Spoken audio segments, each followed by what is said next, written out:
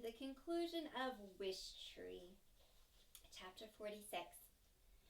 Saturday morning dawned clean and cool. Even before the sun made itself known, the animals and owls departed the safety of my limbs. Each family had found a new home, all in nearby trees on the same block. The skunks were going to remain under their porch. It made me happy to know that everyone would be staying in the neighborhood. One by one, they nuzzled me, whispering their goodbyes. The babies sniffled, especially Harold and Rose Petal and Flashlight.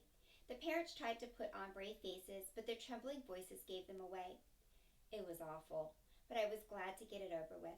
I've always hated goodbyes. Bongo, for her part, insisted on staying with me to the bitter end. I knew better than to argue with her. By 6 in the morning, Stephen and Samar were sitting together on Samar's porch. By 7, Sandy and Max had arrived. They parked across the street and sat in their cruiser, sipping coffee and eating donuts. By 8, 3 local reporters had arrived, armed with microphones and fancy equipment. They took video of the word leave. They talked about its meaning and how it had changed the feel of a neighborhood. They also talked about me, the doomed Wishtree. I didn't like the word doomed, but I had to admit it was accurate reporting. Francesca came at 8:30, carrying a cup of tea and dragging a small wooden ladder, the one she put out every year for the wishmakers. She went back home and promptly returned with Lewis and Clark and their kitty leashes. They were not cooperative. And then the wishes began. A toddler on her dad's shoulders, reaching high, an old woman aided by 2 young girls, neighbor after neighbor, many of whom I'd seen pass by over the years. Wish after wish after wish. Some on scraps of colorful fabric, many on paper tied with a ribbon or a string. A few socks, 2 t-shirts, and 1 pair of underwear. At first, people came in small groups or one by one, but then something changed. The trickle of people became a deluge. Many of them were kids from the elementary school, but there were parents and teachers too. 12 kids, 50, 100, and more. Every person seemed to be carrying an index card. Each card had a hole punched in it, with a piece of string looped through the hole. Stephen high-fived many of them, hugged his principal, waved to his teacher. Samar just sat on the steps with her parents, a quizzical expression on her face. One by one, the children tied their wishes to me. The principal and assistant principal and janitor and teachers all helped. My boughs had never been more laden. My heart had never been more hopeful. Because as each child, as each neighbor, as each stranger placed a wish upon me, they looked at Samar and her parents and said the same thing. Stay. Within an hour, I was covered with the word stay. Extra wishes lay on the ground beneath me, piled like blossoms. Wishes made their way onto the porches, the railings, the sidewalk. After 216 rings, I thought I'd seen it all. Turns out, you're never too old to be surprised. Soon it became clear that the stay wishes had been Stephen's idea. With the help of his teacher, Stephen's whole class had secretly worked much of the previous school day making the index cards. Word spread quickly about the project. Before long, the whole school had joined in. So this was your idea? Samar asked Stephen. I had a lot of help, he said. It's a miracle we kept it a secret from you. Samar looked over at her parents.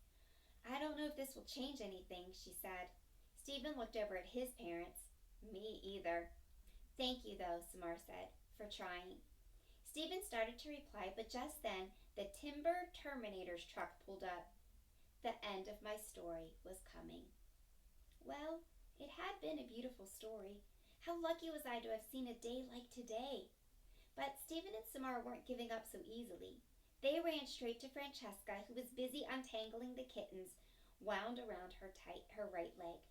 Please, Samar begged. You can see how much people love the wish tree. Please don't cut it down. Child, Francesca said firmly, it's time. Stephen pulled something from his jacket pocket. It was a small leather-bound journal. So you found it, said Francesca. In the shed? Yep, said Stephen, handing the worn diary to her. It's a little damp, said Francesca. Samar pressed the key, the long ribbon dangling, into Francesca's palm. You should read it. Maybe someday. How about now? Stephen urged. Francesca sighed. You children need a hobby, you know that? She put the key in the silver lock and the journal clicked open. The pages were yellow, the ink faded. Let me guess. It's about a tree that can talk. Actually, it's about this neighborhood, Stephen said. It's about us. Please, Samar said. Dear, it won't change anything, Francesca said. Please, Stephen said. Oh, fine. Francesca rolled her eyes. Gotta wait for the tree guys to finish getting set up. Sure, I'll glance it over. Maybe then you'll leave me in peace. Dragging Lewis and Clark behind her, Francesca went to Samar's porch, sat on the top step, and began to read. Chapter 48. It isn't easy cutting down a big tree. It takes careful planning and people who know what they're doing. I'd seen neighboring trees cut down. I knew how things went. While Sandy and Max moved people to safe distance, Stephen's parents watched from their porch and Samar's from theirs. Meanwhile, the tree people put ropes around my trunk and consulted with one another. A man and a woman carried over a huge chainsaw, followed by the stump grinder. The grinder looked a little like a hungry animal. Actually, it looked a lot like a hungry animal. All those critters gone? Dave called to Francesca. Haven't seen any, she answered. Dave climbed a ladder and peered into my hollows as well as he could. He didn't seem to notice Bongo, who was hiding deep in the owl's former home. I sat patiently, awaiting my fate, while around me the world buzzed. A huge crowd, filled with old neighbors and new friends, had gathered, it seemed, to see me off. Near the curb, some kids were making music. Now, I don't know if it was good music, but it was most definitely loud music. I realized it was the garage band Bongo liked. The whole thing was almost like a party, a going-away party. There it was, surrounding me, my wild, entangled, and colorful garden. It wasn't such a bad way to leave the world, I decided. Not bad at all. Dave had a megaphone, and though he reminded the crowd to stay behind the barriers that had been erected. This is a big tree, folks, he said, and when it goes, we don't want anyone else going with it. Bongo, I said in a voice that only she could hear, you need to get to a safe place. You heard him. I'm a big tree. You don't want to be in the way when I fall. I'm not going anywhere, she replied in a stubborn whisper. Don't worry about me. I'll be fine. But I'm staying with you, Red, and that's final. Dave turned to his workers. Okay, let's get this show on the road. Please, Bongo, I said softly but urgently. The saw moved closer.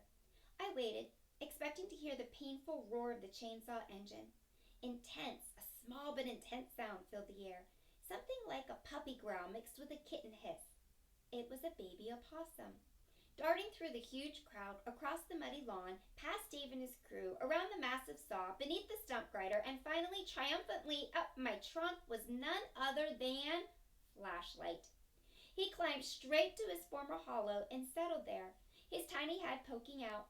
He was panting and trembling and hiccuping, but he did not seem to be in any danger whatsoever of fainting. I missed you, Red, he said in a voice so small that only Bongo and I could hear it. Hold off on the saw, Dave yelled. Some animal just ran up the trunk. Bongo popped out of her hollow. Flash, she hissed. You can't be here. It's dangerous. They're about to, you know. You're here, Flash pointed out. Across the grass streaked hairy spiders with her other babies trailing. She went straight to the opossum hollow, where she proceeded to scold Flash as she snuggled him close. In the sky, little Harold suddenly appeared, frantically flapping his wings like a fuzzy butterfly. Agnes and the rest of her brood followed. They settled into the old home as if they'd never left. Bongo moved to home plate to make room for the owls. The ewes came next, trotting across the lawn. Last to join the group was the skunk family, who quickly scrambled up my trunk. 7 opossums, 4 raccoons, 5 owls, and 6 skunks had waddled, scooted, dashed, and fluttered from their various homes just to see me off. My residents. My friends. The crowd was delighted. People applauded. They cheered. They laughed. Francesca, straining to get a look, accidentally let go of the kitten's leashes, allowing Lewis and Clark to escape. They ran straight to me, clambering up my trunk to join the gang. It wasn't all perfection. The babies and parents were grumbling, but softly enough that none of the humans could hear. Ouch, muttered Hot Buttered Popcorn. Your tail is in my mouth, cried one of the ewes. You smell like skunk. someone complained. I am a skunk, came the reply. Mom, asked Harold, should I be afraid of a cat? As a rule, yes, said Agnes, but this is a special circumstance. It took some effort, but eventually the entire group settled in together above the highest wishes. They gazed down calmly at the fascinated crowd below. One of the tree cutters took off his helmet and scratched his head. This just doesn't happen, he said to Dave. Those animals ought to be eating each other. It's some kind of crazy critter miracle, said another worker. He pulled out his smartphone. This is going on Facebook. Lots of other people seemed to have the same idea. Cameras clicked away, ignoring the barricades. The reporters dashed over, microphones extended as if they were hoping to interview the animals. Bongo, always a bit of a ham, was happy to comply. Chip, please, she said to the microphone waving beneath her. Dave gestured helplessly at Francesca. What is up with the menagerie, lady? How are we supposed to cut this tree down? Francesca, wiping away tears, stood. She put her arms around Stephen and Samar. Slowly they made their way across the muddy grass. When she reached me, she pulled a bookmark from Maeve's journal before handing the book to Stephen. It was a strip of cloth made of blue striped fabric, frayed and faded. Maeve's wish. Carefully, Francesca tied it to my lowest branch, already crowded with wishes. She stared, long and hard, at the animals. Lewis and Clark purred happily. The crowd quieted.